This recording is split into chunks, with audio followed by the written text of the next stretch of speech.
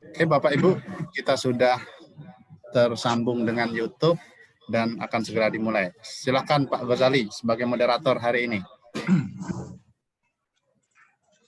Baik, terima kasih Bang Abid. Assalamualaikum warahmatullahi wabarakatuh. Selamat datang Bapak Ibu di webinar hasil penelitian LP2M UIN STS Jambi. Yang kami hormati Bapak Ketua LP2M, Bapak Dr. Ayub Mursalin, MA. Yang kami hormati Ibu narasumber, Ibu Dr. Titin Agustin Ningsih. Yang kami hormati Bapak Ibu peserta webinar hasil penelitian yang berkesempatan hadir di webinar virtual ini. Bapak Ibu, pada webinar kali ini kita akan membahas tentang regresi untuk menjelaskan data yang hilang yang akan dipresentasikan oleh Ibu Dr. Titin Agustin Ningsih. Bapak Ibu, sama-sama kita ketahui bahwa regresi itu merupakan salah satu alat analisis dalam statistik inferensial untuk menjelaskan intervensi pengaruh variabel eksogen terhadap endogen. Biasanya ada beberapa variabel. Kalau misalnya regresinya sederhana, berarti ada dua variabel. Jika dua variabel eksogen biasanya berganda. Nah, bagaimana kalau misalnya ternyata variabel prediktornya ada banyak dan tidak bisa dijelaskan oleh regresi berganda? Nah, barangkali alternatif yang bisa digunakan menggunakan regresi PLS ini atau partial least squared. Nah, barangkali ini yang akan dijelaskan dan dipresentasikan oleh Ibu narasumber kita. Dan bagaimana kaitannya dengan untuk menjelaskan, mengidentifikasi data yang hilang di dalam barangkali entah ini data atau variabel nanti bisa dijelaskan oleh Ibu narasumber, karena data seperti yang kita ketahui bahwa itu bentuk jamak. Nah, Ibu narasumber kita, Ibu Dr. Titin Agustin ini merupakan dosen UIN Sultan Taha Saifuddin Jambi. Beliau S1 statistik, kemudian S2 juga statistik di Institut Teknologi Bogor kalau nggak salah, kemudian di S3-nya biostatistika di L'Université Strasbourg, kalau dalam bahasa Perancis kali ya. Nah, beliau akan menjelaskan terkait penggunaan regresi NIPAL PLS untuk mengidentifikasi data yang hilang. Bapak Ibu, dan kepada Ibu narasumber kami persilahkan dengan segala hormat. Baik, terima kasih atas waktunya Bapak Moderator. Sebelumnya saya share screen dulu. Ngapa dari suara, Pak?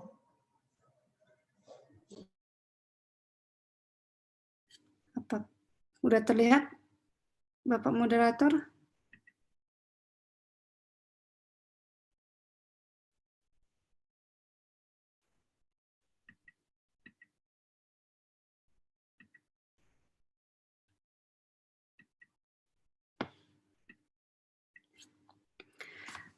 Apakah udah jelas share screen-nya?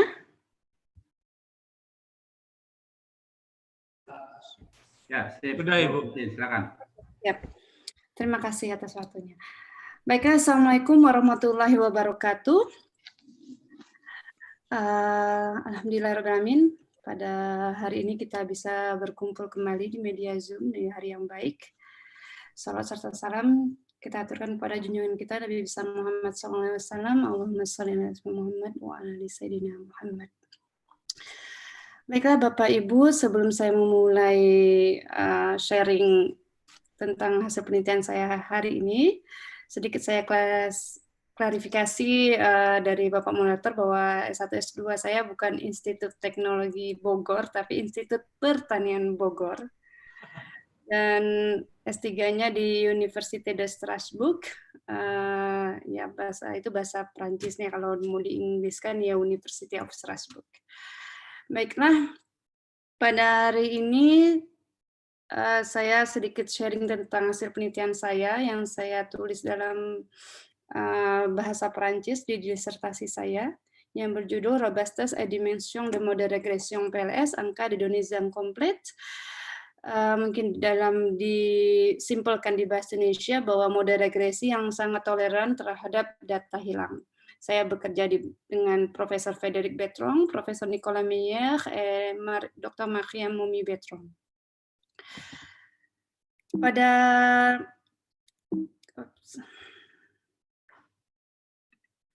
Pada kesempatan ini saya mencoba sharing ya hasil penelitian saya dari 5 bagian. Pertama, latar belakang dari penelitian saya, apa motivasi saya mengambil judul penelitian ini dan bagaimana tujuan dari penelitian saya. Dan selanjutnya di bagian kedua saya sedikit sharing tentang metode yang digunakan, yaitu tentang regresi PLS dan bagaimana penentuan jumlah komponen di regresi PLS. Yang ketiga saya akan memberikan proses dari simulasi. Jadi pertama kali saya mencoba untuk mensimulasikan data dan saya gunakan metode yang telah saya gunakan. Dan di bagian keempat saya akan memberikan hasil simulasi dan saya bandingkan dengan hasil data yang sebenarnya yang ada di lapangan. Terakhir saya akan memberikan beberapa kesimpulan. Baiklah. Kita awali, jika kita mempunyai penelitian kuantitatif, kita tahu bahwa kita akan menghasilkan atau mendapatkan data. Misalnya di sini kita lihat dalam beberapa variabel yang mau kita teliti dari 1 sampai P, dan beberapa objek atau berapa sampel atau berapa observasi yang kita teliti dari 1 sampai N, maka kita akan mendapatkan matriks data yang seperti saya ilustrasikan di gambar ini. Di sini saya berikan contoh, misalnya indeks pembangunan manusia, ada variabel angka harapan hidup, angka melek huruf, rata-rata lama sekolah, ataupun indeks daya beli. Di sini ada 5 variabel, dan dari variabel yang kita teliti, pasti kita akan mendapatkan data. Ataupun di sini terlihat bahwa ada dari beberapa restoran kita mendapatkan pendapatan, jumlah tenaga kerja, ataupun parkir mobil yang kita teliti. Dari beberapa variabel ini, tentu kita bisa memodelkan. Bagaimana caranya? Caranya kita harus terlebih dahulu mengetahui mana itu variabel respon yang dipengaruhi dan mana itu variabel penjelas.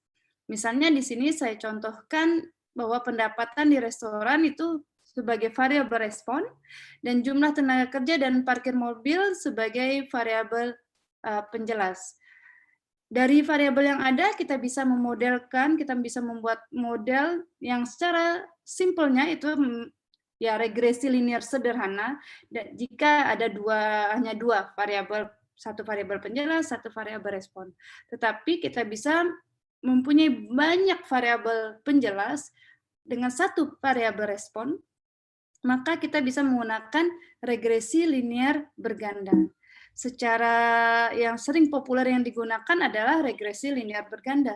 Jika saya ilustrasikan dalam bentuk matriks tersebut yang ada di gambar ini, di sini kita punya P variabel penjelas dan satu variabel respon, maka kita dapat memodelkan bisa dalam bentuk fungsi, yaitu Y sama dengan X kali beta plus epsilon, di mana Y adalah data variabel respon, dan X adalah data dari peubah penjelas, dan beta adalah parameter yang akan kita cari, dan plus epsilon adalah error. Nah, untuk mendapatkan model yang terbaik, kita bisa menduga beta dengan pendugaan ordinary least square atau OLS. Di sini konsepnya adalah meminimisasi error yang ada, di mana kita dapat menduga beta dengan rumus sebagai berikut. Beta chapeau adalah inverse dari X transpose Y. Nah, Untuk mendapatkan model yang terbaik dalam regresi berganda kita tahu bahwa ada beberapa asumsi yang harus terpenuhi. Di sini saya mencoba membagikan asumsi-asumsi yang ada menjadi 2 bagian asumsi. Pertama, asumsi dari probabilistik dan asumsi struktural. Asumsi probabilistik di sini saya tulis 4 bagian, di mana error dari model yang ada itu berdistribusi normal, dan ekspektasi dari error itu sama dengan 0, dan varians dari error itu sama, yaitu kita bisa sering mendengar homoscedasticity dari error, dan kovarian antara 2 error itu sama dengan 0. Dan asumsi yang kedua, saya buat ada 3 kategori, di mana tidak ada kolineritas atau hubungan antara peubah penjelas, di mana secara matriks dapat dikatakan bahwa determinan X transpose X tidak sama dengan 0. Yang kedua, jumlah N ini jumlah observasi atau jumlah sampel harus lebih besar dari jumlah peubah. Yang ketiga, tidak ada data hilang pada data kita baik di X maupun Y. Di sini saya lebih fokus ke asumsi yang kedua, yaitu tidak ada hubungan antara beberapa peubah penjelas dan jumlah sampel harus lebih besar dan tidak ada data hilang. Nah, bagaimana jika ketiga ini dilanggar gitu? Yang pertama adalah kolineritas antara peubah penjelas. Kita tahu bahwa karena saya S3-nya di bidang biostatistik, biasanya di bidang chemometrik atau genomik itu di gen-gen itu setiap variabel penjelas itu saling berkorelasi kuat. Sehingga tidak bisa dipungkiri ada hubungan yang kuat ini menyebabkan multikolineritas. Dan asumsi yang ada pun terlanggar. Jadi apa sih konsekuensinya jika ada multikolineritas? Maka determinan X transpose S itu akan mendekati 0, sehingga kita tidak bisa mendapatkan inverse. Dan akhirnya pendugaan dari OLS tadi, yang ordinary square tadi, akan menjadi tidak tepat. Dan selanjutnya, pada saat kita melakukan uji T, kita akan mendapatkan nilai yang sangat kecil, sehingga kelihatannya beberapa variabel itu sangat tidak signifikan. Efek lain yaitu tanda yang biasanya itu negatif akan berubah menjadi positif, sehingga dia bertolak belakang dengan kenyataan yang ada. Misalnya pendapatan itu pengaruhnya hubungannya bisa pengaruh itu positif terhadap pengeluaran. Misalnya semakin banyak orang mempunyai uang itu semakin besar pengeluarannya gitu. Tetapi di sini kita bisa mendapatkan negatif gitu, walaupun mungkin sense-nya agak sedikit masuk akal, tapi secara umum dia tidak sesuai gitu. Yang kedua adalah di dalam regresi berganda, kita tahu bahwa jumlah observasi atau jumlah sampel itu harus lebih banyak daripada jumlah variabel. Jika jumlah variabelnya lebih banyak, P yang ke matriksnya itu jadi horizontal lebih banyak, maka ini menyebabkan kesulitan dalam mencari inverse. Ini seringkali terjadi di bidang chemometrik, kimia, ataupun mungkin di bidang sosial juga ada gitu. 1.000 atau 50.000 variabel itu hanya untuk 100 observasi atau 10 observasi, sangat sedikit sekali. Maka kita tidak dapat menggunakan regresi linear berganda jika kita mempunyai data seperti itu. Yang ketiga masalahnya adalah data hilang. Jadi data hilang di sini sangat sulit kita hindari dalam beberapa penelitian, mau penelitian sosial, penelitian biologi, ataupun yang lainnya. Contohnya di dalam bidang sosial, dalam survei misalnya responden yang mau kita teliti, yang mau kita tanyakan itu menolak, atau mungkin dia lupa dengan jawabannya. Waktu saat dia mengisi kuesioner dia lupa menjawab pertanyaan tersebut. Atau di bidang biologi misalnya pada saat di laboratorium dia mendapatkan hal yang tak terduga sehingga tidak mempunyai data pada hari itu. Jadi kita sangat sering bekerja dengan data hilang. sehingga data yang ada pun tidak lengkap. Gitu. Banyak metode yang digunakan untuk mengatasi data hilang ini. Salah satunya adalah kita bekerja di data yang lengkap. Artinya kalau ada data hilang untuk variabel ataupun individu observasi, kita buang gitu. Ya, tentu kita akan mempunyai sedikit informasi sehingga kita kehilangan kekuatan dalam analisis statistik. Ataupun langkah lainnya kita menggunakan mengganti data yang hilang tadi dengan data yang baru yang disebut dengan metode imputasi. Jadi data yang hilang tadi ada beberapa cara untuk menggantikan data yang baru.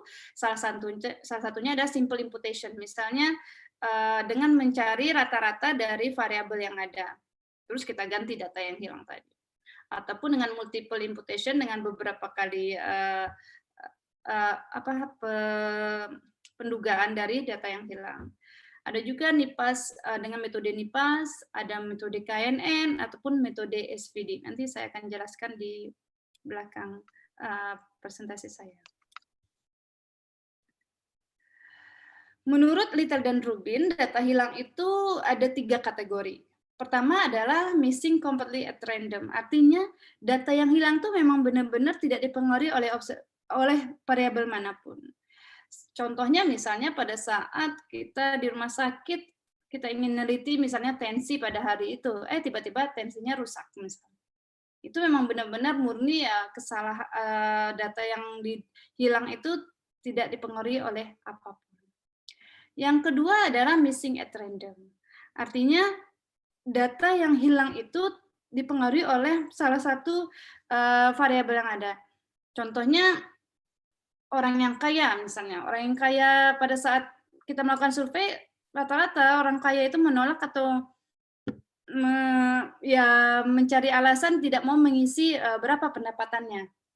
Atau mungkin biasanya wanita agak lebih sensitif terhadap berat badan. Pada saat ditanya berat badan, dia tidak ingin menjawab pertanyaan tersebut.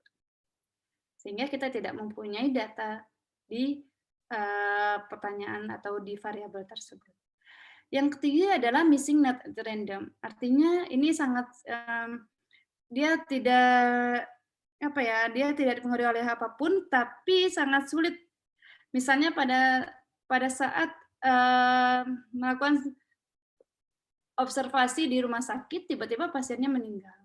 Atau berdasarkan kita saat survei, udah di tengah jalan karena kita surveinya berkali-kali dengan orang yang sama, tiba-tiba respondennya menghilang. Dan ini sangat sulit untuk dilakukan metode imputasi pada saat klasifikasi yang missing not at random.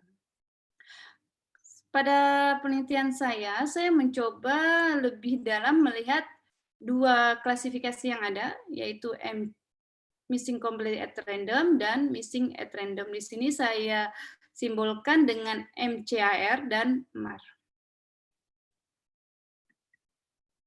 Baiklah, dari yang penjelasan saya sebelumnya bahwa ada 3 masalah ya secara besar karena saya membagi ke dalam structural assumption-nya menjadi 3, yaitu ada hubungan atau multikolonialitas antara beberapa variabel penjelas dan jumlah observasi yang kita punya lebih sedikit dan ada data hilang pada data kita, maka kita bingung nih apakah dilakukan analisis satu-satu dulu, kita selesaikan multikolonialitas dulu, atau kita sedikitkan jumlah observasinya, itu akan lebih sulit. Maka saya mencoba mengusulkan satu metode yang bisa mengatasi ketiga masalah ini secara satu waktu, secara bersamaan, yang disebut metode regresi PLS dengan menggunakan konsep NIPAS. Jadi metode ini bisa mengatasi ketiga masalah sekaligus secara satu waktu.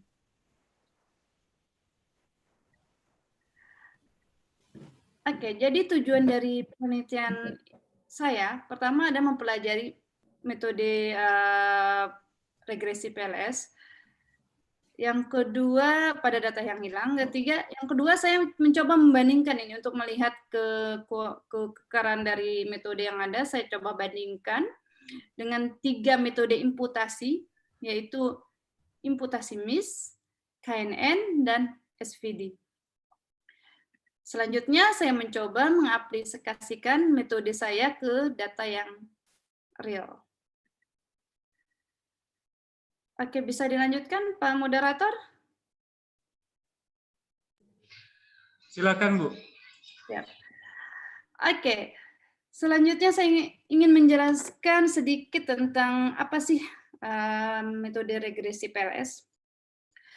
Sebenarnya metode regresi PLS itu adalah analisis multivariat, seperti regresi berganda, dan di mana regresi PLS mempunyai 2 algoritma yang untuk menduga parameter, yaitu Simpers dan Nipals.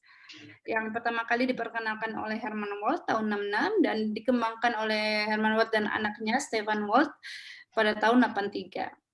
Dulu awalnya regresi PLS ini diperkenalkan di bidang chemometrik yang sering kali digunakan sebagai prosedur yang sangat umum sampai tahun 2001. Kemudian dikembangkan lagi di berbagai bidang. Di bidang bioinformatik atau sosial maupun pendidikan ataupun kesehatan. Di sini saya PLS regresi itu mempunyai beberapa tipe. Di sini saya hanya fokus di PLS 1. Artinya PLS 1 di sini adalah kita hanya mempunyai 1 variabel respon. Sebenarnya regresi PLS bisa memiliki beberapa variabel respon. Sehingga sangat gampang digunakan misalnya di bidang ekonomi gitu, yang kita sering lihat ada PET, modeling, dan sebagainya. Secara konsep dasarnya, regresi PLS itu mencari komponen. Intinya pertama mencari komponen. Apa itu komponen? Komponen itu adalah kombinasi linear dari variabel-variabel penjelas. Di sini saya simbolkan komponen itu dengan T, di mana tadi saya katakan bahwa regresi PLS itu mencari komponen pada awalnya dengan memaksimalkan kovarian antara X dan Y. Artinya kita mereduksi semua informasi yang ada dari data kita untuk membangun suatu model, di mana data tersebut mempunyai tiga masalah yang seperti saya jelaskan sebelumnya. Regresi PLS dapat kita modelkan seperti regresi linear berganda, seperti di formula 2 ini. Y sama dengan T komponen dikali C plus epsilon, di mana T-nya di sini adalah matriks yang di vektornya adalah X kali W. W itu adalah pembobot, X itu adalah data. Nah, W di sini harus kita cari dulu. Bagaimana mencarinya, komponen dan W itu nanti kita akan lihat. Regresi PLS itu secara konsep dasar awalnya itu diperkenalkan hanya untuk data yang lengkap. Dan kemudian Tenenhaus memperkenalkan regresi PLS yang dikombinasikan dengan Nipals algorithm, di mana Nipals algorithm ini seperti analisis komponen utama yang bekerja pada data yang tidak lengkap. Sehingga di sini kita coba mengkombinasikan antara regresi PLS yang data lengkap dengan satu metode Nipals yang bisa bekerja pada data yang tidak lengkap, artinya ada data hilangnya dalam data kita. Nah, Nipals ini sangat sensitif terhadap kenaikan jumlah data hilang.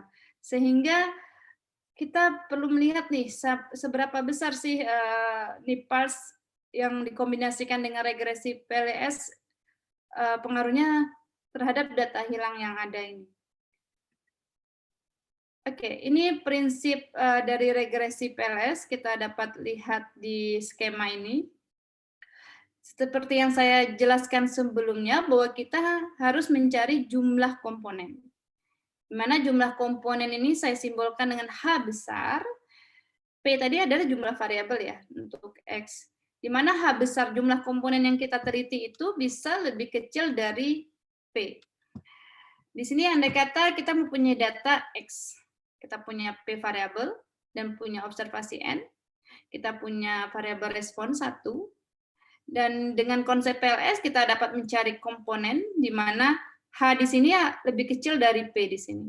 Artinya kita bisa membangun komponen lebih sedikit daripada variabel yang ada. Bisa 1 komponen, 2 komponen gitu. Dan kemudian dari komponen yang ada, kita akan membangun model regresi PLS dengan mencari C. C ini adalah koefisien. Dan kita dapat bangun metode model regresi PLS. Jika kita ingin mengkonvert ke regresi linear berganda, kita akan bisa kita konversi dari C yang ada menjadi beta 0 sampai beta P seperti regresi linear berganda tadi. Baiklah, bagaimana sih mencari komponen? Nah, itu intinya. Komponen seperti saya jelaskan sebelumnya adalah kombinasi linear dari variabel X yang sangat berhubungan erat dengan respon Y, sehingga komponen pertama ini sudah banyak mereduksi informasi-informasi yang ada di dalam data.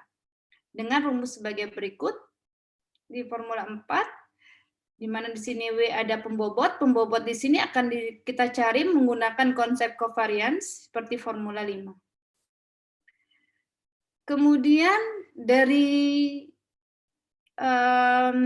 formula 4 dan formula 5, kita tidak bisa membangun, kita buat suatu regresi yang sangat simple dari Y pada T1 yang ada tadi, dengan konsep seperti regresi linear berganda, Y sama dengan C kali T. Ini Y kita punya data, T-nya punya data, sehingga kita bisa bangun konsep regresi linear sederhana, di mana Y1 ini adalah residual atau error.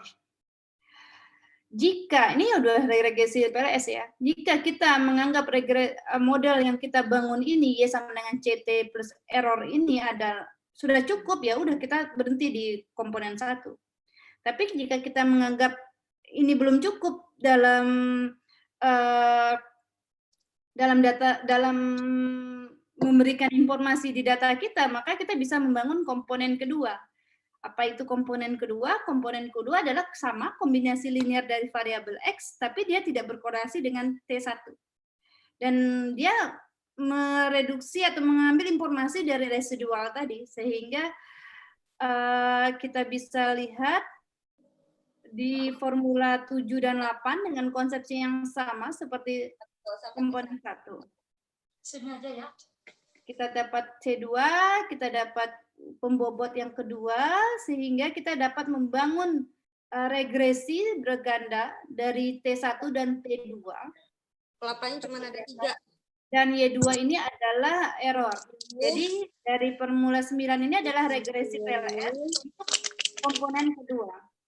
Jika kita anggap komponen kedua ini belum cukup juga nih, belum cukup persentasenya untuk menggambarkan data kita, menggambarkan modal kita, maka kita bisa bangun komponen ketiga, komponen keempat, sampai komponen H besar. H besar yang seperti ini.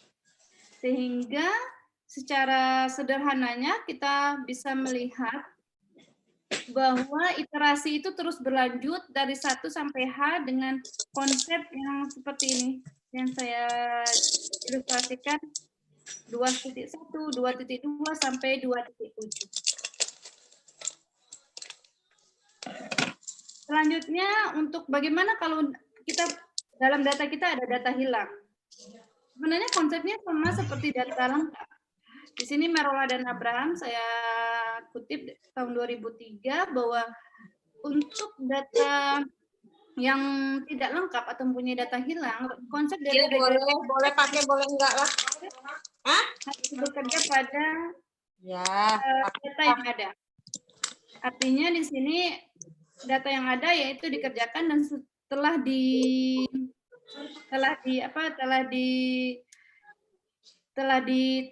diproofkan bahwa hasilnya pasti akan sama seperti data yang lengkap tadi.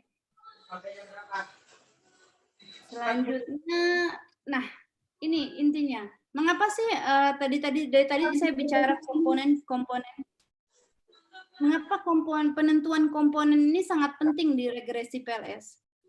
Jelas bahwa untuk membuat model yang tepat, bahwa pertama kali kita harus menentukan berapa jumlah komponen yang harus kita bangun dalam regresi PLS. Sehingga penentuan jumlah komponen ini sangat krusial, langkah yang krusial dalam menentukan model yang terbaik. Jadi intinya kalau di tesis saya, di disertasi saya hanya fokus dalam penentuan jumlah komponen, belum ke dalam pemodelan. Namun penentuan jumlah komponen ini adalah langkah awal untuk menentukan the best modelnya gitu. Nah, bagaimana cara menentukan jumlah komponen? Ada beberapa kriteria yang dapat digunakan. Di sini saya hanya mencoba 6 kriteria. Sebenarnya masih banyak lagi kriteria yang bisa kita gunakan dalam penentuan jumlah komponen. Yang pertama saya gunakan Q-square yang berhubungan dengan cross validation, baik itu leaving one out ataupun tenfold. Yang kedua adalah kriteria dari informasi kriteria, yaitu dari AIC dan BIC. Apa itu cross validation? Sebenarnya dari yang kita punya data nih, kita punya data, satu set data, terus kita bagi dua datanya, di satu data untuk membangun model, di lainnya kita melakukan tes model kita itu bagus atau enggak. Leaving one out dan K-fold ini sebenarnya sama. Bedanya kalau K-fold, K ini kita adalah kelompok grupnya. Misalnya di sini saya bagi K-nya 5 ya. Sedangkan saya gunakan 10. Saya ilustrasikan 5 saja. Kita bangun di sini jadi 5 kelompok. Di mana 4 ini yang pertama, 4 ini kita bangun modelnya dan satunya kita teskan. Kita hitung nilai Q-square-nya, AIC-nya, BIC-nya gitu. Sedangkan untuk leaving one out, itu artinya K-nya sama dengan N. Jadi kalau kita punya observasinya 1000, atau ya banyak kan misalnya 100 observasinya, maka kelompoknya ada 100. 99 untuk membangun model, satunya untuk melakukan testing dari pemodelan kita. Nah, Bertrand et al. Itu mendevelop bagaimana jika ada missing data gitu, ada data hilang pada data kita. Dia mendevelop ada leaving one out untuk standar dan adaptatif, artinya dia memprediksi dulu semua baris data sebagai data hilang. Kalau untuk yang adaptatif dia memecah missing data, yang tidak missing data dia lakukan. Itu untuk cross validation. Nah, tadi di bagian cross validation saya menggunakan Q-square. Q-square ini konsepnya hampir sama seperti R-square, yaitu berhubungan dengan residual, dan di mana Q-square yang terbaik adalah yang bisa digunakan untuk menentukan ini jumlah komponen yang tepat, itu berdasarkan buku Tenenhaus tahun 98 bahwa Q-square lebih besar dari 0,0975 udah cukup untuk menyatakan bahwa ini jumlah komponen sekian yang bisa kita gunakan. Selanjutnya adalah yang tadi information criteria, ada 2, ada IC-BIC, ada IC-DOP sama BIC-DOP, konsepnya hampir sama, menggunakan konsep maximum likelihood. Di sini kita dapat menduga atau menentukan nilai IC-BIC-nya. Dan berapa sih jumlah komponen yang terbaik yang bisa kita gunakan, yaitu kita mencari nilai terendah dari IC-BIC. Jadi IC-BIC ini konsep dari kehilangan informasi. Jadi semakin kecil semakin baik kehilangan informasinya. Oke. Seperti yang saya jelaskan di tujuan penelitian saya membandingkan metode yang saya usulkan dengan 3 metode yang ada. Yang pertama MIS, itu multiple imputation, menjadi imputasi yang beberapa kali, di mana missing data hilangnya itu diimputasi dari variabel per variabel seperti konsep regresi. Yang kedua adalah imputasi KNN, di mana KNN ini berdasarkan pada anggota yang kelompok yang terdekat. Jadi dia bangun dulu kelompok, grup. Jadi setelah grup-grup yang ada ini, maka dia bisa imputasi data hilang sesuai dengan parameter yang ada di dalam grup tersebut. Bisa menggunakan konsep median ataupun mean. Yang ketiga adalah metode imputasi SVD, di mana dia memecah menjadi 3 matriks, dan konsepnya digunakan seperti konsep SVD untuk menduga data hilangnya. Baik, itu metode yang saya gunakan, dan dari metode yang ada, saya mencoba melakukan simulasi, di mana simulasi yang saya gunakan pertama kali untuk mengkonstruksi data yang ada, saya berbasiskan pada penelitian Lee et al. Tahun 2011, yang dia menggunakan konsep atau distribusi normal. Di sini saya mencoba melakukan hanya untuk, sebenarnya dalam perjalanannya saya coba untuk 2 komponen, saya bangun 3 komponen sampai 8 komponen. Tapi setelah diskusi dengan pembimbing saya cuma memberikan 3 komponen yang ada, yaitu bagaimana jika 2 komponen nih yang kita bangun, 4 komponen dan 6 komponen. Ini untuk banyak komponen yang dibangun untuk data simulasi. Dan simulasi yang ada kita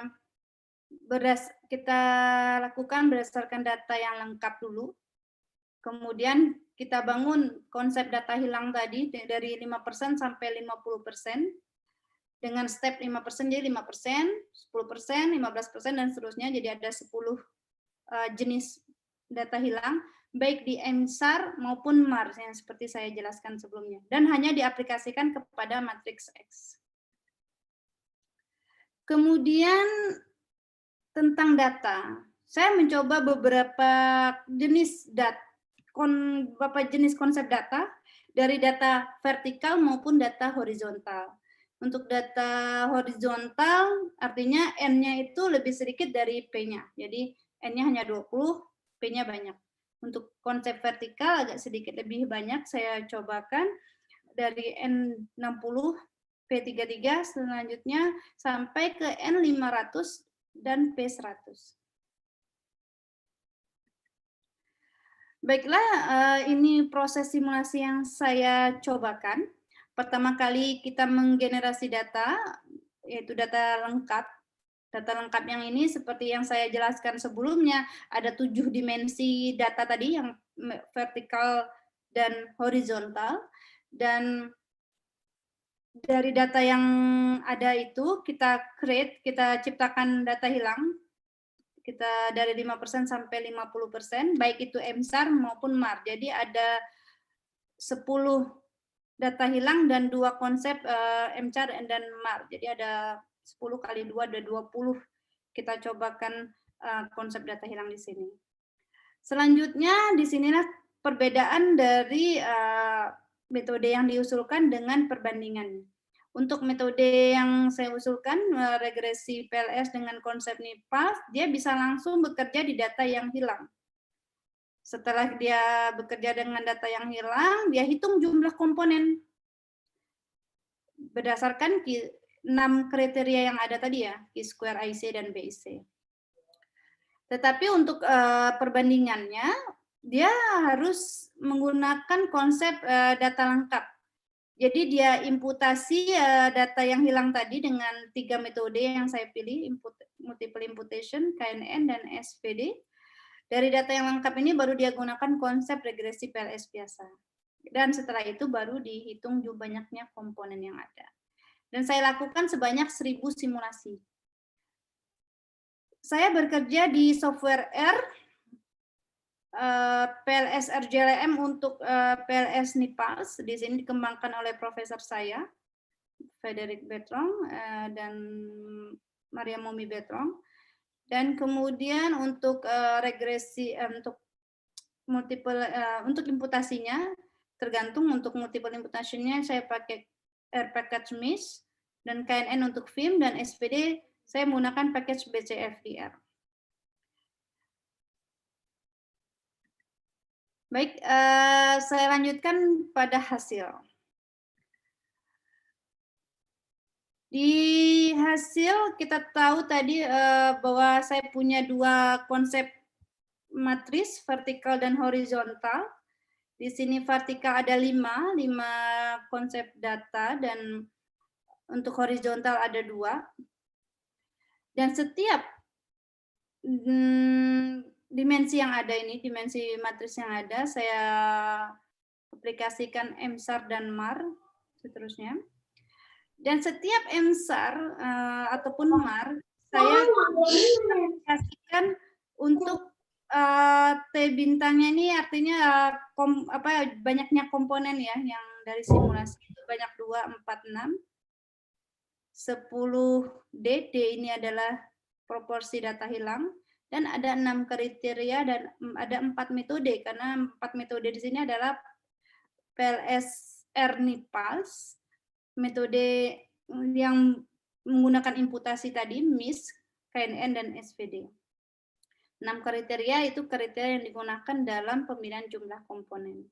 Sehingga jika kita bisa hitung, saya melakukan simulasi sebanyak 10.000 dimensi, 10.000-an dimensi, 10.080 dimensi, dengan pengulangan atau sebanyak 1.000 simulasi. Tetapi pada saat presentasi saya kali ini, saya hanya mencoba sedikit sharing tentang 3 dimensi aja, yang N sama dengan 500, N sama dengan 100, dan N sama dengan 20, yang merah ini ya. Dan hanya konsep MSAR yang saya jelaskan di presentasi kali ini. Dan hanya di komponen yang kedua saja.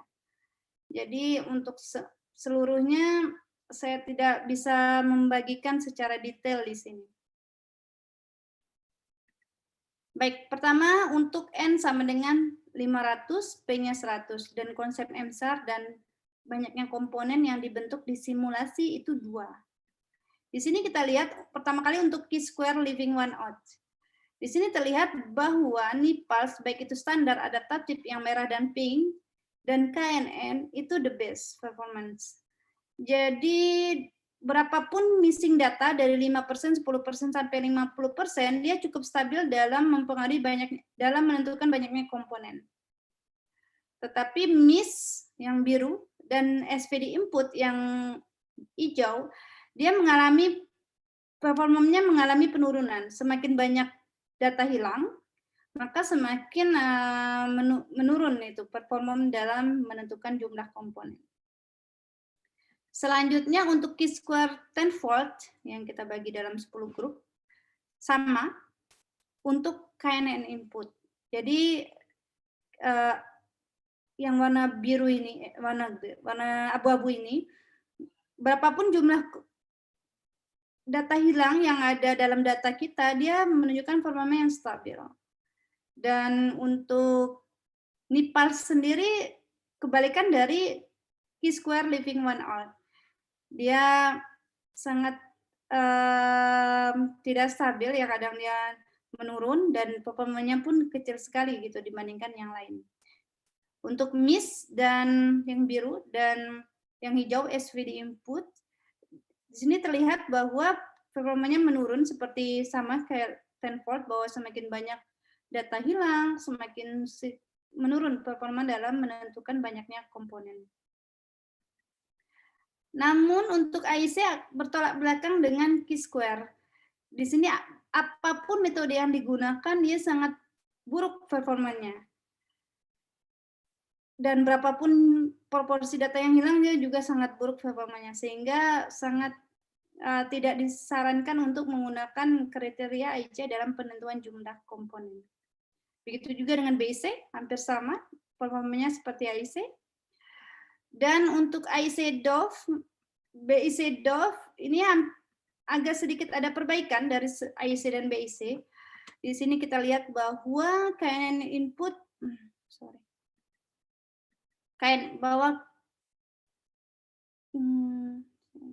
bahwa KNN di sini misalnya miss, performanya sama, dia menurun, walaupun tidak sebaik seperti Chi-square yang ada di atas sebanyak 1.000 simulasi yang ada. Selanjutnya untuk N sama dengan 100, untuk konsep MSAR dan sama, jumlah komponennya sama dengan 2. terlihat bahwa NIPALS, baik itu standar mau adaptatif, yang di sini dia menunjukkan the best performance. Jadi berapapun jumlah missing data yang ada, data hilang, persentase data hilang berapapun, dia menunjukkan performa yang terbaik dalam penentuan jumlah komponen. Namun untuk miss agak sedikit bergejolak, dia turun, kemudian naik lagi dengan kenaikan jumlah persentase data hilang. Sama untuk chi-square tenfold, kita lihat bahwa NIPALS sangat tidak disarankan dalam penentuan jumlah komponen, dia sangat di bawah.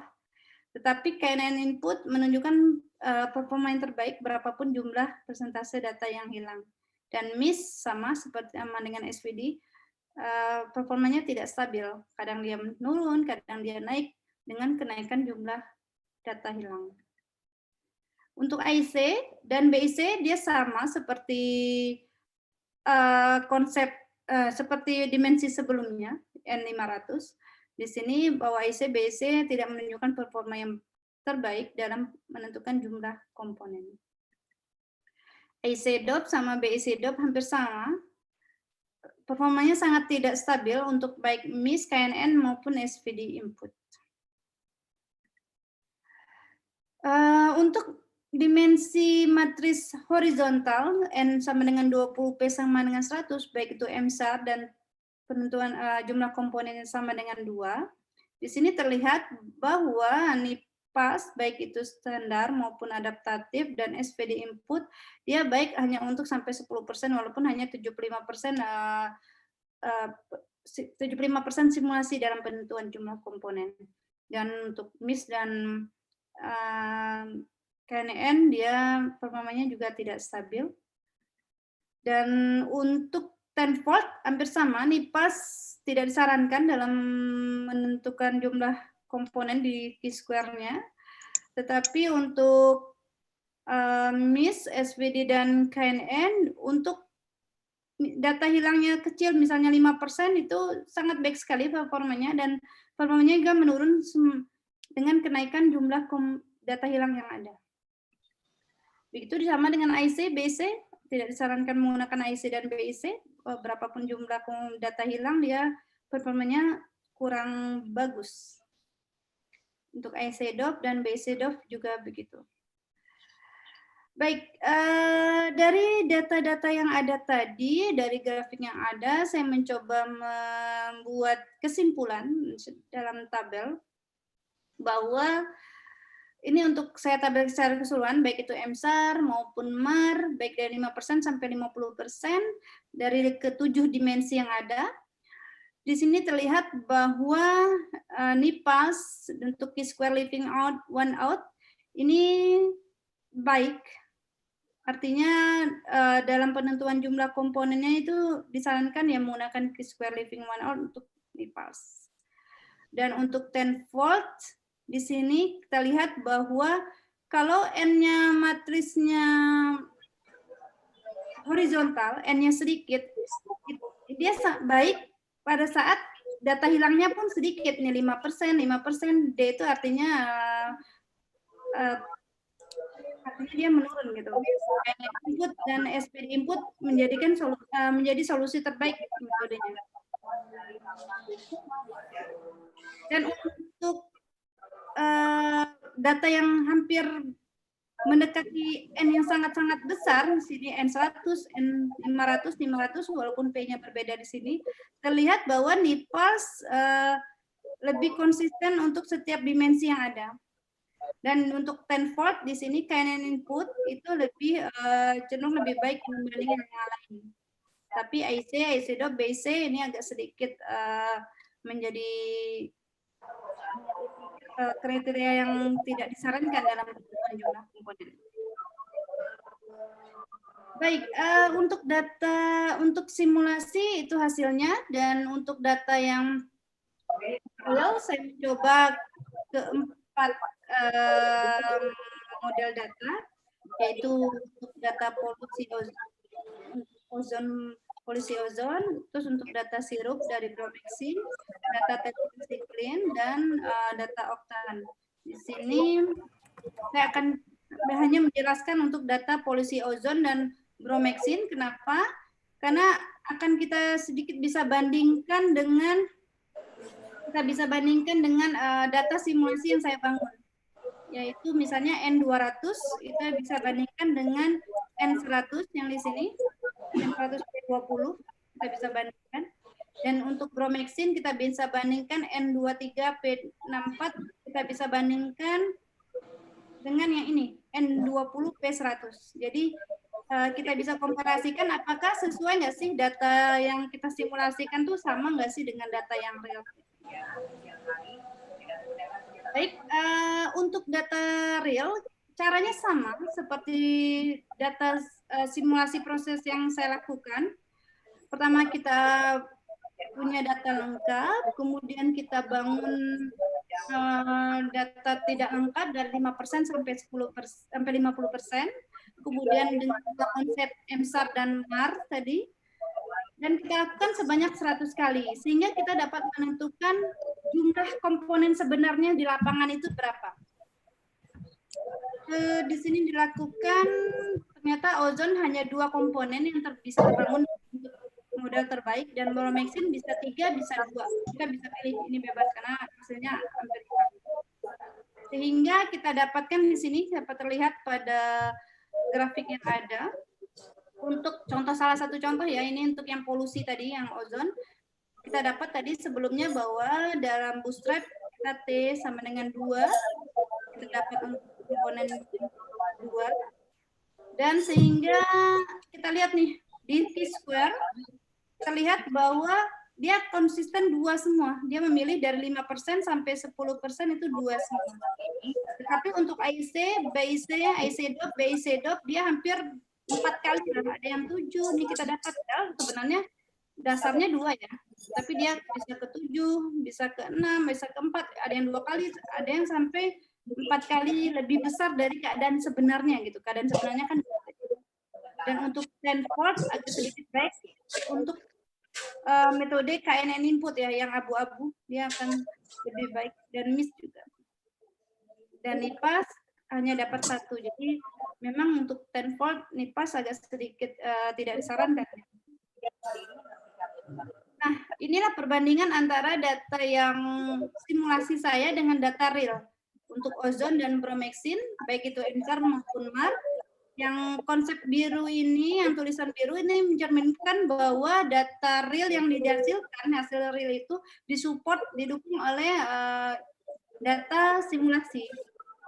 Jadi hampir hasilnya hampir sama gitu. Dengan membandingkan dimensi tadi, ini N203 saya bandingkan dengan dimensi yang simulasi N sama dengan 100 P20. Itu juga dengan N20 P1. Baik, ini kesimpulan yang akan saya sampaikan dari beberapa hasil tadi, bahwa T-square living dan itu bisa menjadi pertimbangan dalam penentuan jumlah komponen. Tapi dengan beberapa syarat, tergantung dimensinya, tergantung metode yang digunakan, dan tergantung banyaknya komponen yang akan kita bangun. Dan missing data tentu, berapa banyak jumlah data hilang pada data kita. Yang selanjutnya bahwa kriteria baik IC, IC-DOP, BC, BC-DOP itu cenderung dia lebih besar memilih jumlah komponen. Di mana jumlah komponen sebenarnya itu 2, dia pilih bisa lebih, bisa 4, bisa 6, dan seterusnya. Selanjutnya dari data yang hilang tadi, kita bisa membagi dalam 3 pola. Pola yang stabil seperti di awal tadi, bahwa di PALS itu lebih stabil berapapun jumlah data hilangnya, atau pola menurun, semakin banyak jumlah data hilang, semakin performanya semakin baik, ataupun irregular, dia tidak stabil. Dan untuk matris horizontal, NIPAS lebih sulit dalam penentuan jumlah komponen. Dan untuk MSAR itu lebih baik dibandingkan MAR dari model data hilang yang ada. Dan mungkin ini bisa dilakukan lebih lanjut oleh teman-teman semua jika ada yang berminat, bahwa kita bisa mengembangkan regresi PLS probabilistik dengan konsep peluang, ataupun kita bisa menggunakan pemodelan dengan kapasitas modern dan menyeleksi variabel mana sih yang terbaik dalam konsep komponen tadi. Karena NIPARS itu sifatnya iterasi, dia butuh waktu yang sangat lama dalam proses iterasinya. Saya kadang menunggu hasil simulasi itu seminggu, dan mungkin bisa dilakukan penelitian lebih lanjut dengan memparalelkan bekerja bareng dengan GPU, karena konsepnya kalau kita kerja di komputer itu konsep CPU ya. Jadi mungkin bisa diparalelkan dengan GPU. Graphic Processing Unit. Baik, ini referensi yang saya gunakan. Terima kasih atas perhatiannya. Saya kembalikan kepada moderator. Thank you for attention.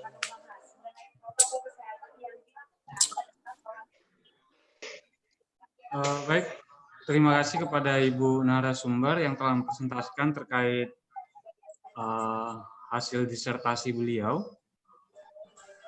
terkait NIPARS PLS ini. Barangkali Bapak Ibu peserta webinar hasil penelitian ada beberapa hal yang ingin ditanyakan. Silakan dipersiapkan terlebih dahulu pertanyaannya. Barangkali sedikit Bu untuk membuka sesi tanya jawab. Ada beberapa hal yang ingin saya tanyakan. Kajiannya tinggi sekali Bu tentang statistik kayaknya. Data hilang yang dimaksud di dalam analisis ini bisa diklasifikasikan semacam ini nggak Bu? Misalnya kita anggap bahwa data hilang ini adalah salah satu bentuk bias yang mempengaruhi hasil analisis. Nah, itu yang pertama. Kemudian sebenarnya NIPARS PLS ini menjelaskan data yang hilang semacam memunculkan data baru, atau hanya memberikan semacam toleransi, asumsi toleransi bahwa data yang hilang ya nggak masalah. Barangkali itu dulu Ibu. Oke, terima kasih atas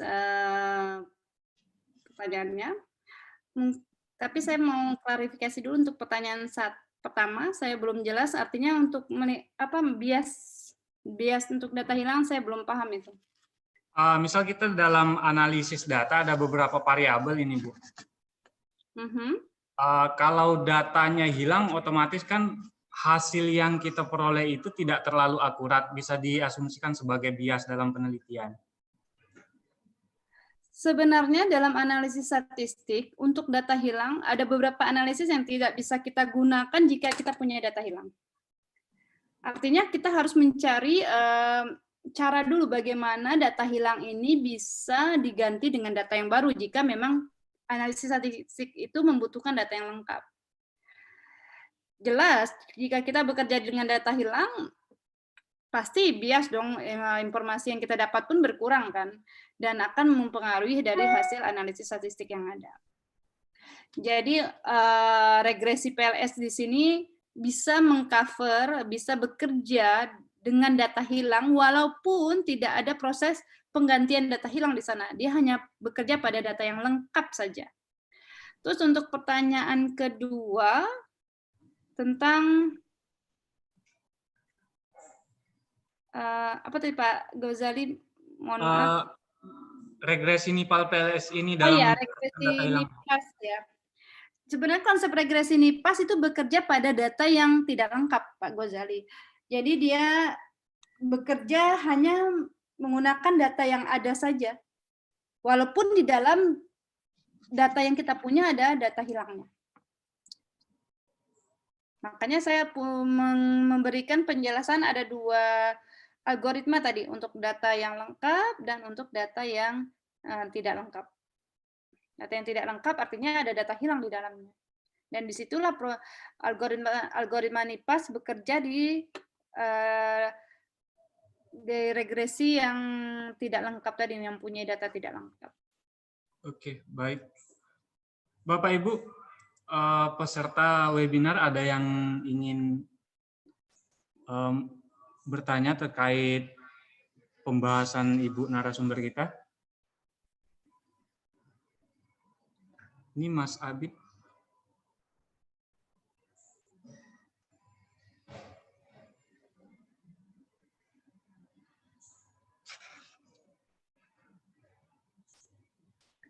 Pertama, saya mengucapkan terima kasih nih ada Mbak Femi, teman-teman seperjuangan pada saat S2 dulu, ada Pepi yang dari Bengkulu, Mbak Femi dari Jakarta, dan beberapa teman lainnya. Terima kasih Mbak Rini sudah sharing ke grup S3 IPB. Ya, mungkin ada sesuatu yang kita bisa diskusikan di grup ini, dipersilahkan. Ada Bu Rini juga, Bu. Iya. Ghazali, di chat ada ini moderator. Di chat Oh, ada. Oke, pertanyaan.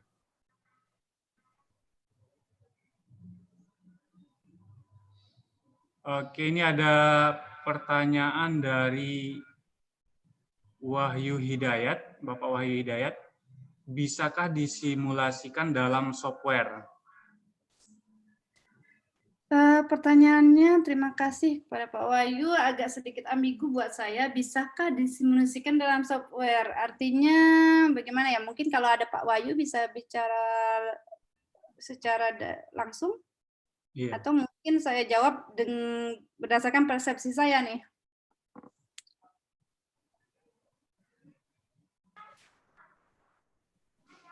Pak Wahyu bisa bicara, mungkin nih, bisa diminta bicara aja. Gimana Pak Wahyu? Atau saya Ya, silakan Ya. Pak Wahyu. Oh ya, makasih Mas. Begini, Bu Dokter, bisakah Bu Dokter memberikan contoh dalam simulasi software gitu, ketika memasukkan data nanti outputnya seperti apa gitu? Karena jujur saya masih agak bingung gitu, karena kan ini sifatnya hanya sebatas output ya, dan output dan juga simulasi dalam bentuk rumus gitu. Seperti kami kan yang pemakai statis itu kan hanya sebagai user aja pemakai, biasanya kan hanya input kemudian output itu aja. Prosesnya itu kita tidak terlalu kita pusingkan gitu. Kira-kira bisa memberikan contoh nggak misalnya? Oke, terima kasih Pak Wahyu. Yang saya simulasikan, sebenarnya saya bekerja di R. Saya nggak tahu, saya coba dulu. Mungkin saya bisa share screen, tapi saya harus cari dulu. Saya buka software R saya. Mungkin nanti kita bisa diskusi di program R.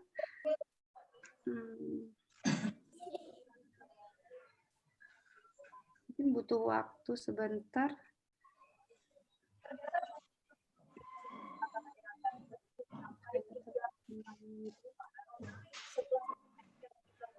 Mungkin sambil menunggu ada pertanyaan lain kali Pak Moderator, saya sembari mencari program R saya. Ya Bapak Ibu, sembari Ibu narasumber kita menyiapkan materinya untuk menjawab pertanyaan. Oh ya, saya boleh tanya lagi Pak Moderator? Ya, silakan Pak. Oke, ini terkait dengan regresi yang linear sederhana. Apakah dalam regresi linear sederhana itu asumsi tentang multicollinearity, terus heterogeneity itu diperlukan atau tidak? Karena seingat saya kan kayak multicollinearity itu kan mengasumsikan dia jika variabel penjelasnya lebih dari 2 gitu. Nah, saya kira itu. Ya. Nah, termasuk juga mungkin barangkali apakah juga diperlukan uji seperti uji normalitas gitu. Uji di analisis regresi sederhana, Pak? Ya. Oke.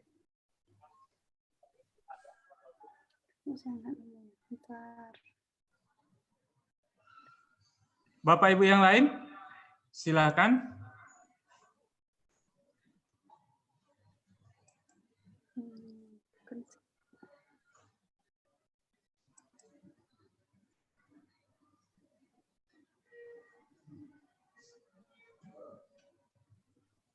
Assalamualaikum. Waalaikumsalam. Silakan Pak Holid. Ada hal menarik, tapi saya nggak mendengar dari awal sih 100%. Saya hanya sepotong informasi tadi yang terakhir mengenai data hilang ya. Apa? Saya nggak.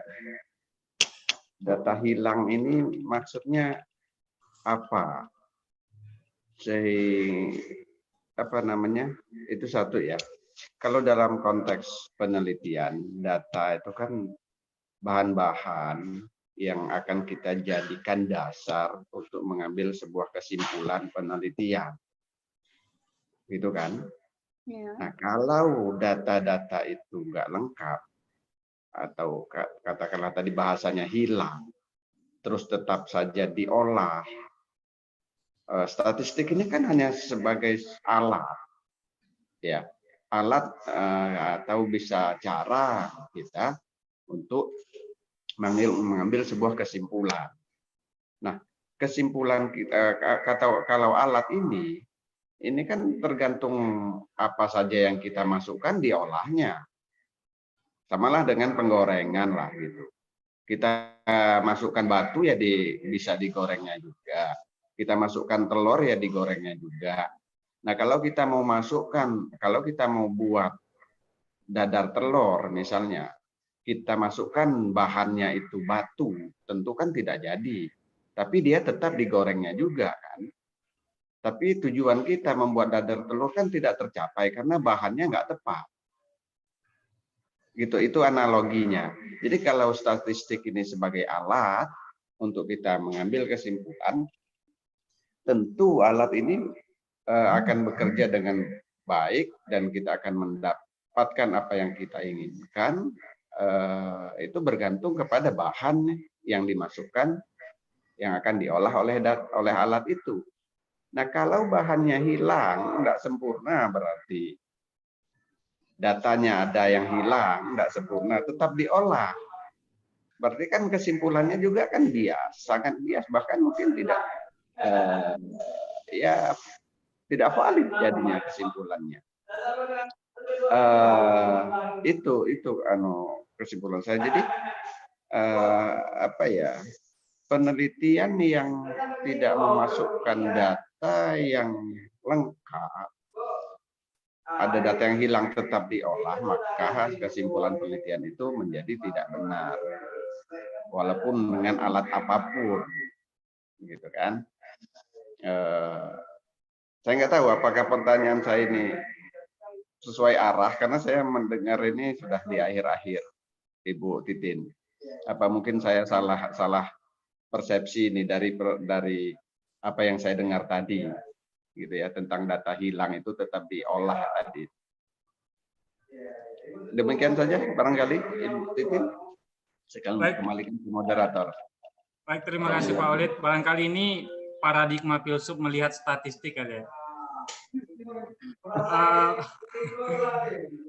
Baik kepada Ibu narasumber, saya kira dua pertanyaan kita jawab dulu. Silakan kepada Ibu narasumber. Baik, terima kasih atas pertanyaannya Pak Wahyu dan Pak Khalid. Untuk pertama Pak Wahyu, sini saya coba sedikit share tentang program R, nanti mungkin diskusi. Saya tidak menemukan untuk simulasi, tapi untuk data real. Bentar, saya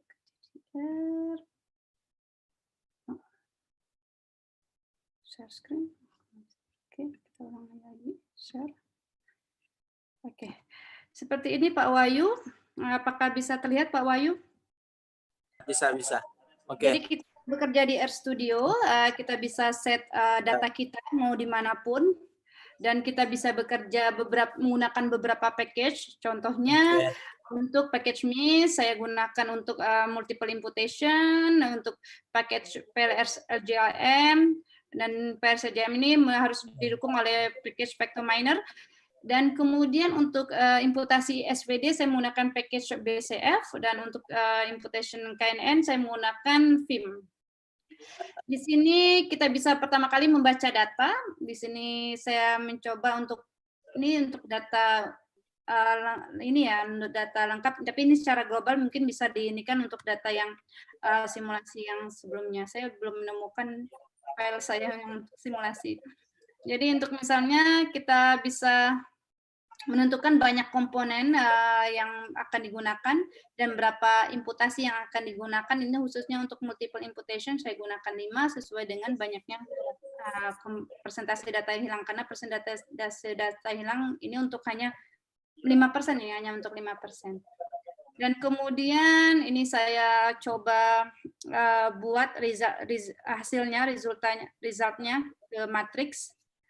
Kemudian di sini banyaknya persentase data yang hilang, misalnya dari 5% sampai 50%. Ini untuk data gasolin yang saya kerjakan, data Y hanya untuk satu aja, data respon univariate dan data X. Dan dari persentase data yang hilang yang telah ditentukan, kita bisa membangkitkan atau meng-create MAR dengan konsep seperti ini. Ini dari konsep acak. Itu kita bisa menggunakan fungsi sampel, jadi dia menarik secara acak. Dan kemudian dari di sini kita bisa melakukan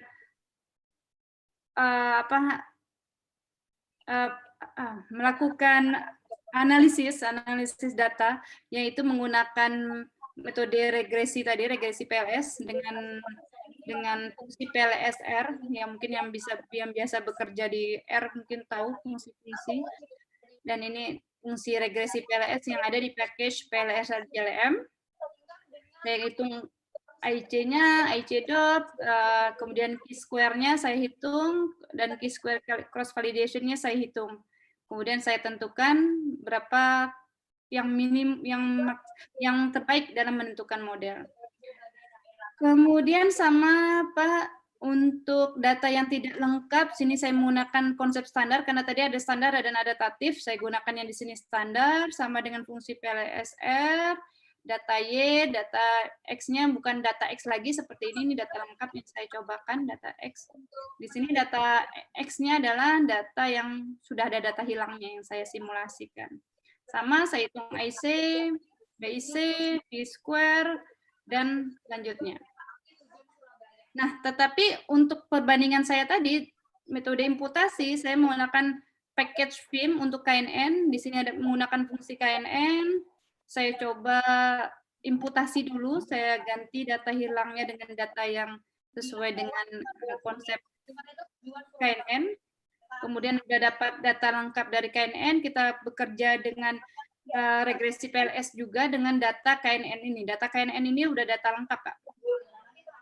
Dengan konsep standar, didapat IC dot, Q-square, K-square leaving one out, dan Q-square 10-fold di sini. Sama untuk SPD juga sama, Pak.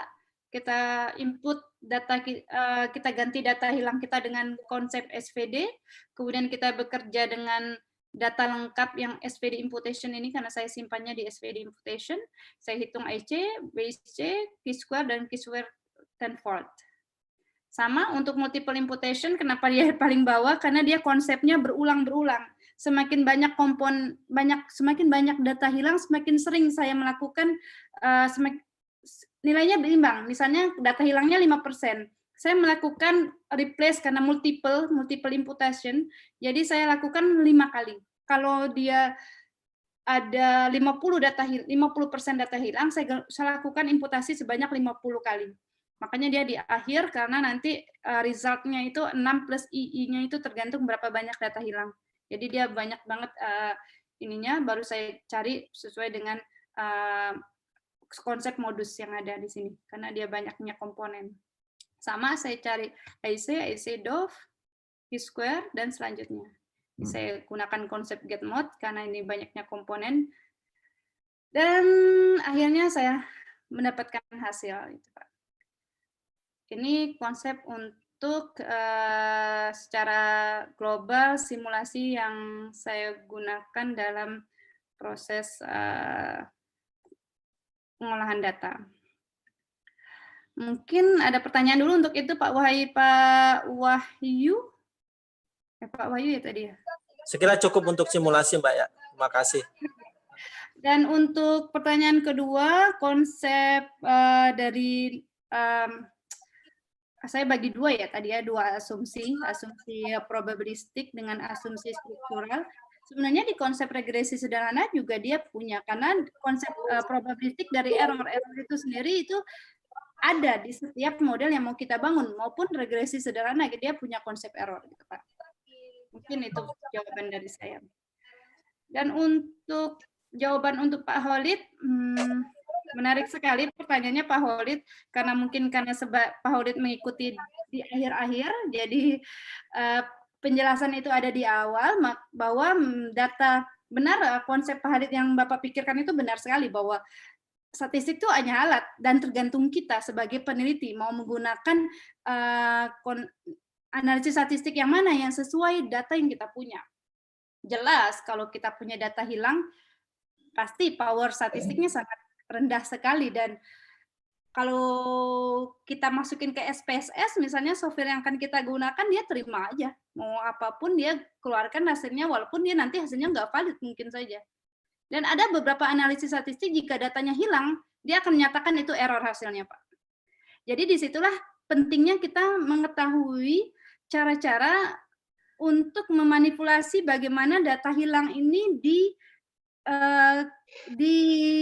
diganti dengan data baru, gitu. Sehingga dalam proses statistik sendiri, dalam analisisnya di SPSS, dia tidak menghasilkan error. Begitu, Pak Khalid.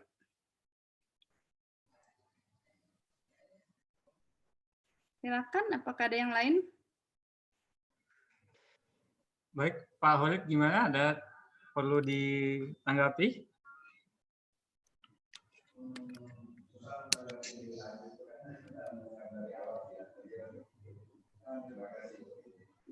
Oke. Suaranya tidak jelas, Pak Khalid. Iya, di mute kayaknya. Iya. Oh.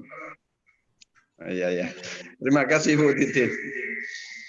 Saya mau menanggapi lebih lanjut itu agak sulit karena nggak mengikuti dari awal tadi kan ya. Takutnya nanti malah jadi nggak benar komen saya. Ya nggak apa-apa Pak, nanti jika misalnya ada komen lebih lanjut mungkin kita bisa berdiskusi lebih secara langsung. Mungkin jika Bapak tertarik dengan konsep regresi PLS dan data hilang, kita bisa diskusi. Mungkin bisa membuat penelitian atau tulisan tentang pendidikan, karena Bapak bekerja di bidang pendidikan, itu yang berhubungan dengan konsep, mungkin Bapak punya data yang tidak lengkap di situ, nanti kita bisa bangun gitu, kita kembangkan. Oke. Baik Bapak Ibu, ada yang ingin menanggapi lebih lanjut? Oke, sembari menunggu, mungkin kita masih punya beberapa waktu. Ibu narasumber, ada beberapa komentar dari peserta kita. Kira-kira maknanya, kalau misalnya regresi NIPAL PLS ini bisa dijelaskan bentuknya operasional, misalnya langsung ke contoh penggunaan di variabel penjelas dan variabel responnya. Nah, data yang dimaksud itu nanti akan tergambar di sana. Nah, bagaimana proses operasi regresi NIPAL PLS ini?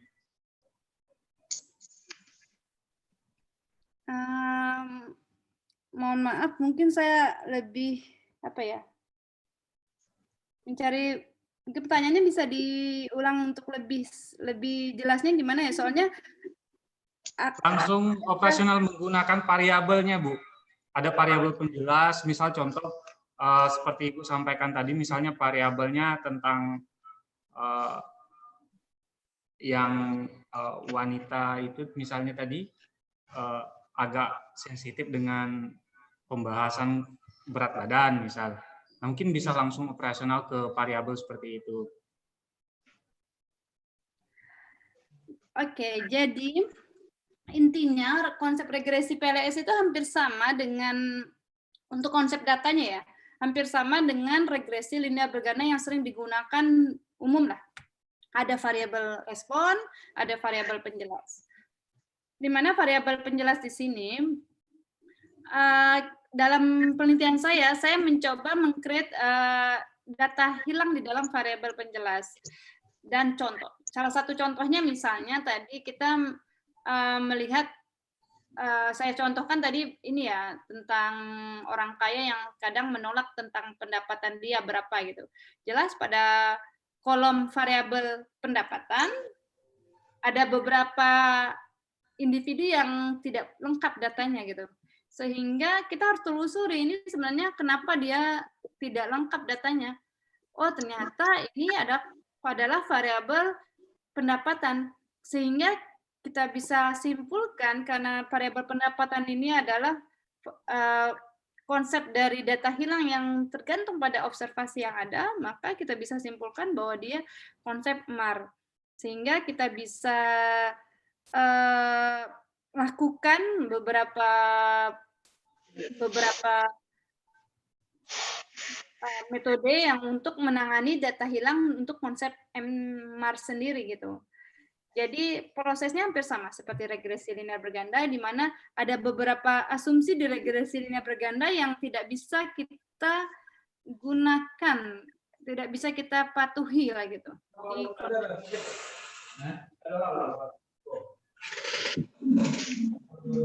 Oke, baik. Bapak Ibu, jika tidak ada yang perlu ditanggap, maaf. Barangkali ada statement terakhir dari Ibu narasumber untuk mengakhiri webinar kita kali ini. Baik, terima kasih atas waktunya pertama kali kepada pihak LP2M yang telah memfasilitasi webinar hari ini, walaupun mungkin tidak maksimal karena memang kita yang mengikuti webinar ini dari beberapa bidang studi gitu, yang tidak khususnya bukan di bidang matematik atau statistik, tapi tidak masalah. Karena apa? Mungkin ada beberapa hal yang berguna buat Bapak Ibu semua yang bisa diambil dari webinar hari ini. Yang kedua, kita tahu bahwa tidak ada model yang sempurna, tetapi ada model yang sangat berguna buat pemodelan data kita, sehingga apapun yang kita buat pasti ada errornya. Disitulah kita bermain bagaimana kita meminimasi error, sehingga model tersebut bermanfaat dan mengcover dari data kita. Selanjutnya, saya sangat terbuka jika ada yang mau berdiskusi lebih lanjut. Mungkin Bapak Ibu punya data yang data kuantitatif dan tidak hanya data hilang ataupun menggunakan regresi, tapi pengen berkonsultasi atau sharing tentang data dan metode apa yang bisa kita kembangkan dari data tersebut. Saya sangat terbuka sekali dan saya sangat senang sekali untuk berdiskusi tentang analisis yang bisa kita kembangkan di data yang kita punya. Baik, itu saja dari saya. Mungkin untuk kontak langsung, nomor bisa chat saya secara pribadi ataupun by email, ataupun minta ke pihak LP2M. Terima kasih kepada LP2M dan UIN Sultan Taisifun Jambi yang telah memfasilitasi webinar hari ini. Dan saya sekali lagi terima kasih pada Mora Scholarship dari Kementerian Agama yang telah memberikan beasiswa atau funding kepada saya sehingga saya bisa menyelesaikan studi saya. Terima kasih. Oke, baik. Terima kasih kepada Ibu narasumber yang telah menyempatkan waktu untuk berbagi ilmu di tengah-tengah kita. Bapak Ibu, link sertifikat kegiatan sudah kami share. Sertifikat nanti akan kami kirim ke email Bapak Ibu. Kami dari pihak LP2M mohon maaf atas hilap dan salah selama kegiatan ini berlangsung. Saya sebagai moderator, mohon maaf. Saya akhiri. Assalamualaikum warahmatullahi wabarakatuh. Waalaikumsalam warahmatullahi wabarakatuh. Terima kasih Bapak Ibu. Assalamualaikum warahmatullahi wabarakatuh. Saya live dulu. Assalamualaikum. Bu Titin. Hai, halo. Halo Arif. Om jadi. Hai. Arif,